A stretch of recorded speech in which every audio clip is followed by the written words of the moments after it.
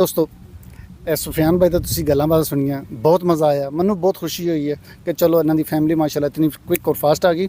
ਅੱਛਾ, European union ਦਾ ਇੱਕ ਕਾਨੂੰਨ ਹੈ ਪੈਰਾਗ੍ਰਾਫ 2004/38, ਠੀਕ ਹੈ। ਇੱਕ ਬੜਾ ਸਪੈਸ਼ਲ ਕਿਸਮ ਦਾ ਕਾਨੂੰਨ ਹੈ। ਇਸ ਕਾਨੂੰਨ ਦੇ ਮੁਤਾਬਕ ਜਿਨ੍ਹਾਂ ਕੋਲ ਯੂਰਪੀਅਨ ਯੂਨੀਅਨ ਦੇ ਪਾਸਪੋਰਟ ਨੇ, ਠੀਕ ਹੈ, ਅਗਰ ਉਹ ਕਿਸੇ ਦੂਸਰੇ ਮੁਲਕ 'ਚ ਮੂਵ ਕਰ ਜਾਂਦੇ ਨੇ ਤਾਂ ਉਹਨਾਂ ਦੀ ਫੈਮਿਲੀ ਬਹੁਤ ਫਾਸਟ ਆ ਜਾਂਦੀ ਹੈ। ਅੱਛਾ, ਜਿਸ ਟਾਈਮ ਤੁਸੀਂ ਵੀਡੀਓ ਦੇਖ ਰਹੇ ਹੋ ਨਾ, ਇਸ ਵੀਡੀਓ ਦੇ ਡਿਸਕ੍ਰਿਪਸ਼ਨ ਦੇ ਵਿੱਚ ਮੈਂ ਆਪਣੀ ਈਮੇਲ ਲਿਖ ਦਿਆਂਗਾ। ਅਗਰ ਤੁਹਾਡਾ ਕੋਈ ਸਵਾਲ ਹੋਵੇ ਤਾਂ ਤੁਸੀਂ ਜਨਾਬ ਆਪਣੀ ਈਮੇਲ 'ਤੇ ਮੈਨੂੰ ਸਵਾਲ ਕਰ ਸਕਦੇ ਹੋ, ਠੀਕ ਹੈ। ਮੇਰੇ ਕੋਲ ਟੈਲੀਫੋਨ ਨੰਬਰ ਵੀ ਮੰਗ ਸਕਦੇ ਹੋ, ਈਮੇਲ ਲਿਖ ਕੇ ਮੈਂ ਤੁਹਾਨੂੰ ਆਪਣਾ ਟੈਲੀਫੋਨ ਨੰਬਰ ਦਿਆਂਗਾ, ਤੁਸੀਂ ਮੇਰੇ ਨਾਲ ਡਿਸਕਸ਼ਨ ਕਰ ਸਕਦੇ ਹੋ। ਔਰ ਅਗਰ ਫਾਈਲ ਦੇ ਮੁਤਲਕ, ਤੁਹਾਡੇ ਕੇਸ ਦੇ ਮੁਤਲਕ ਕੋਈ ਤੁਹਾਡਾ ਕੋਈ ਸਵਾਲ ਹੋਇਆ ਤਾਂ ਤੁਸੀਂ ਮੈਨੂੰ ਪੁੱਛ ਸਕਦੇ ਹੋ, ਤੇ ਮੈਂ ਕੋਸ਼ਿਸ਼ ਕਰਾਂਗਾ ਉਸ ਦਾ ਕੋਈ ਨਾ ਕੋਈ ਤੁਹਾਨੂੰ ਹੱਲ ਕੱਢ ਕੇ ਦੇਣੇ ਦੀ, ਕੁਛ ਨਾ ਕੁਛ ਉਸ ਦਾ ਕੋਈ ਜਵਾਬ ਦੇਣੇ ਦੀ ਕੋਸ਼ਿਸ਼ ਕਰਾਂਗਾ। ਮੈਂ ਕੋਈ ਪ੍ਰੋਫੈਸ਼ਨਲ ਵਕੀਲ ਨਹੀਂ, ਲੇਕਿਨ ਜੋ ਮੇਰੇ ਕੋਲ ਇਨਫੋਰਮੇਸ਼ਨ ਹੈ, ਜੋ ਮੇਰੇ ਕੋਲ ਮਾਲੂਮਾਤ ਨੇ, ਉਸ ਦੀ ਬੇਸ ਦੇ ਉੱਪਰ ਮੈਂ ਤੁਹਾਡੀ ਮਤਲਬ ਇੱਕ ਫਾਈਲ ਤਿਆਰ ਵੀ ਕਰ ਸਕਣਾ, ਫਾਈਲ ਨੂੰ ਦੇਖ ਸਕਣਾ, ਉਸ ਨੂੰ ਜੱਜ ਕਰ ਸਕਣਾ, ਔਰ ਫਿਰ ਤੁਹਾਨੂੰ ਉਸ ਦਾ ਮੈਂ ਕੋਈ ਤਫਸੀਲੀ ਜਵਾਬ ਦੇ ਸਕਣਾ ਔਰ ਉਸ ਦਾ ਕੀ ਹੱਲ ਹੈ। ਲੇਕਿਨ ਇਹ ਜਿਤਨੇ ਵੀ ਹੱਲ ਮੈਂ ਤੁਹਾਨੂੰ ਦੱਸ ਰਿਹਾ, ਔਰ ਜਿਹੜਾ ਮੈਂ ਤੁਹਾਨੂੰ ਪੈਰਾਗ੍ਰਾਫ ਦੱਸਿਆ, ਔਰ ਜਿਹੜਾ ਤੁਹਾਨੂੰ ਮੈਂ ਕਾਨੂੰਨ ਦੱਸਿਆ, ਇਹ ਸਿਰਫ ਉਹਨਾਂ ਲੋਕਾਂ ਵਾਸਤੇ ਹੈ ਜਿਨ੍ਹਾਂ ਕੋਲ ਯੂਰਪੀਅਨ ਯੂਨੀਅਨ ਦਾ ਪਾਸਪੋਰਟ ਹੈ। ਅਗਰ ਤੁਹਾਡੇ ਕੋਲ ਫਾਰਵਰਡ ਡਾਕੂਮੈਂਟਸ ਨੇ, ਸਾਲ ਦੇ 2 ਸਾਲ ਦੇ ਪੇਪਰ ਨੇ, ਤੇ ਉਹਦੇ ਵਾਸਤੇ ਫਿਰ ਅਲੱਗਾ ਕਾਨੂੰਨ ਹੈ, ਉਹਦੇ ਵਾਸਤੇ ਸਪੈਸ਼ਲ ਵਕੀਲ ਨੇ, ਉਹ ਤੁਹਾਨੂੰ ਕੋਈ ਹੋਰ ਬੰਦਾ ਮਸ਼ਵਰਾ ਦੇ ਸਕਦਾ। ਲੇਕਿਨ ਮੈਂ ਸਿਰਫ ਉਹਨਾਂ ਲੋਕਾਂ ਨੂੰ ਮਸ਼ਵਰਾ ਦੇ ਸਕਣਾ ਜਿਨ੍ਹਾਂ ਕੋਲ ਰੈੱਡ ਪਾਸਪੋਰਟ ਹੈ ਯੂਰਪੀਅਨ ਯੂਨੀਅਨ ਦਾ।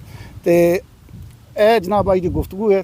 ਤੇ ਸੁਫਿਆਨ ਭਾਈ, ਤੁਹਾਡੀ ਬੜੀ ਮਿਹਰਬਾਨੀ, ਤੁਹਾਡਾ ਸ਼ੁਕਰੀਆ, ਤੁਸੀਂ ਟਾਈਮ ਕੱਢਿਆ, ਤੁਸੀਂ ਆਏ ਹੋ, ਇਤਨੀ ਬਿਹਤਰੀਨ ਵੀਡੀਓ ਬਣ ਗਈ, ਗਪਸ਼ਪ ਹੋ ਗਈ, ਠੀਕ ਹੈ। ਇਤਨਾ ਪਿਆਰਾ ਮੌਸਮ ਹੈ, ਅੱਜ ਮੌਸਮ ਵੀ ਬਹੁਤ ਖੂਬਸੂਰਤ ਹੈ ਜੀ ਤੇ ਮਾਸ਼ਾਅੱਲਾ। ਚੰਦ ਅਲਫਾਜ਼ ਤੁਸੀਂ ਆਖਰ 'ਚ ਆਪਣੇ ਕੋਈ ਕਹਿਣਾ ਚਾਹੋ ਤਾਂ ਜੀ ਬਿਲਕੁਲ, ਜਿਸ ਤਰ੍ਹਾਂ ਸੁਲੇਮਾਨ ਭਾਈ ਨੇ ਤੁਹਾਨੂੰ ਦੱਸਿਆ ਕਿ ਇੱਕ ਉਹ ਪ੍ਰੋਫੈਸ਼ਨਲ ਫੀਲਡ ਨਹੀਂ ਹੈ ਉਹਨਾਂ ਦੀ, ਲੇਕਿਨ ਐਜ਼ ਅ ਐਗਜ਼ਾਮਪਲ ਮੈਂ ਤੁਹਾਡੇ ਸਾਹਮਣੇ ਆ ਤੇ ਪ੍ਰੈਕਟੀਕਲੀ ਮੈਂ ਇਸ ਚੀਜ਼ ਤੋਂ ਸਾਰੇ ਪ੍ਰੋਸੈਸ ਤੋਂ ਗੁਜ਼ਰਿਆ।